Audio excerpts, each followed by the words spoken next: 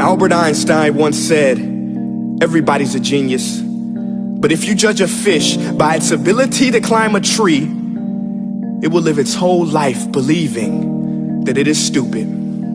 Ladies and gentlemen of the jury, today on trial we have modern day schooling. Glad you could come. Not only does he make fish climb trees, but also makes them climb down and do a 10-mile run. Tell me, school, are you proud of the things you've done? Turning millions of people into robots, do you find that fun? Do you realize how many kids relate to that fish swimming upstream in class, never finding their gifts, thinking they are stupid, believing they are useless? Well, the time has come, no more excuses. I call school to the stand and accuse him of killing creativity, individuality, and being intellectually abusive.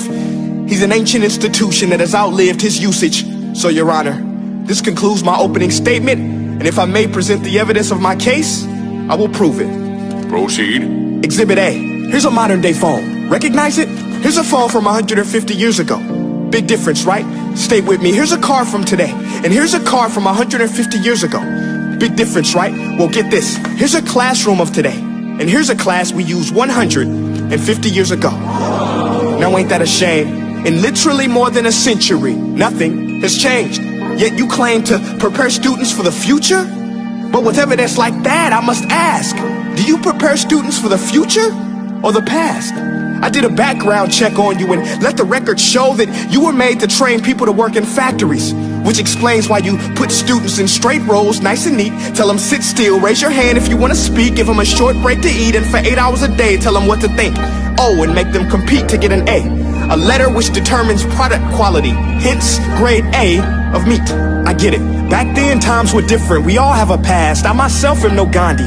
But today, we don't need to make robot zombies. The world has progressed. And now we need people who think creatively, innovatively, critically, independently, with the ability to connect. See, every scientist will tell you that no two brains are the same. And every parent with 2 or more children will confirm that claim. So please explain why you treat students like cookie cutter frames or snapback hats, giving them this one-size-fits-all crap. Watch your language. Sorry, Your Honor, but if a doctor prescribed the exact same medicine to all of his patients, the results will be tragic. So many people would get sick, yet when it comes to school, this is exactly what happens. This educational malpractice, where one teacher stands in front of 20 kids, each one having different strengths, different needs, different gifts, different dreams, and you teach the same thing the same way? That's horrific.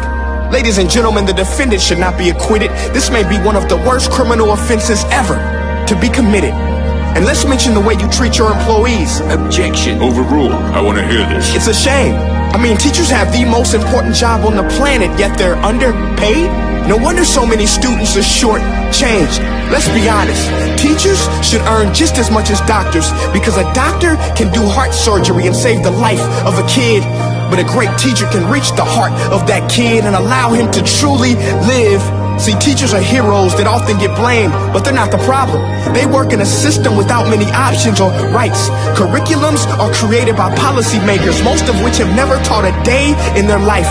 Just obsessed with standardized tests. They think bubbling in a multiple choice question will determine success. That's outlandish. In fact, these tests are too crude to be used and should be abandoned, but don't take my word for it. Take Frederick J. Kelly, the man who invented standardized testing, who said, and I quote, "These tests are too crude to be used and should be abandoned." Ladies and gentlemen of the jury, if we continue down this road, the results will be lethal. I don't have much faith in school, but I do have faith in people.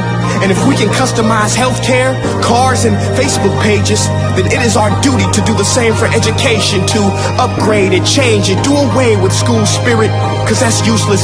Unless we're working to bring the spirit out of each and every student, that should be our task. No more Common Core. Instead, let's reach the core of every heart in every class. Sure, math is important, but no more than art or dance. Let's give every gift an equal chance. I know this sounds like a dream, but countries like Finland are doing impressive things. They have shorter school days. Teachers make a decent wage. Homework is non-existent, and they focus on collaboration instead of competition. But here's the kicker, boys and girls. Their educational system outperforms every other country in the world. Other places like Singapore are succeeding rapidly. Schools like Montessori, programs like Khan Academy. There is no single solution, but let's get moving. Because while students may be 20% of our population, they are 100% of our future. So let's attend to their dreams, and there's no telling what we can achieve. This is a world in which I believe, a world where fish are no longer forced to climb trees. I'll rest my case.